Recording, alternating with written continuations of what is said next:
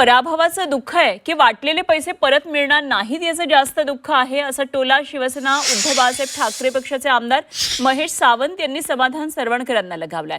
दादर माहीमकरांना सरवणकर नाव आठवणार नाही, शिवसेना युबीटीचे आमदार महेश सावंत यांनी हा इशारा दिलाय। आणि महेश सावंत यांच्याबरोबर बातचीत केली आमचे प्रतिनिधी कृष्णात पाटील यांनी। दादर माहीमचे आमदार महेश सावंत आपल्यासोबत आहेत।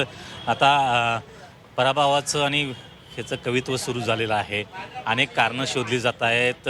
काल समाधान सरवणकर म्हणाले की माझ्या पराभवासाठी अनेक दिग्गज उतरले, दोन्ही पक्षप्रमुख आले, अनेक आमदार या ठिकाणी उतरले, तरी देखील मी अगदी थोडक्या मताने पराभूत झालो आणि हा काही ठाकरेंचा बालेकिल्ला वगैरे काही नव्हता। बघा हे काय त्याच्या मला तुम्हाला ॲक्च्युली मला प्रतिक्रिया द्यायची गरजच नव्हती। त्याच्या सरवणकर बोलले असते तर एक वेळ आम्ही प्रतिक्रिया दिली असती।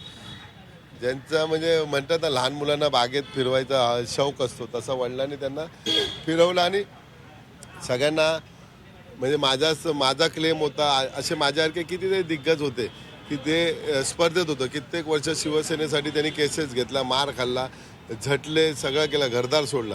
त्यांचं त्यावेळी होता 2017 साली, त्यावेळी म्हणजे बाळ हट्ट पुरवण्यासाठी त्यांच्या स्वप्नात कोणतरी दिसत होता नगरसेवक झालेला, म्हणून त्या वडिलांनी पूर्ण केलेला बाबूचा तो एक बाळ हट्ट होता आणि त्याला 2017 साली ते नगरसेवक झाले।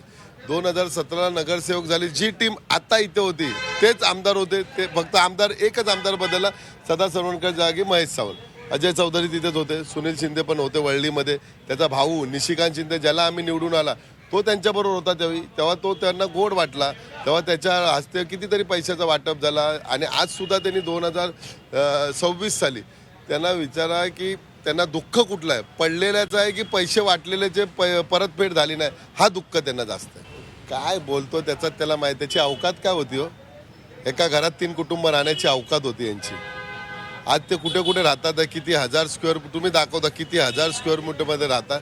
ही किमया कोणची आहे, कोणी त्यांना शेंदूर लावला, एक मिल कामगाराला शेंदूर कोणी लावला, बाळासाहेबांनी लावला।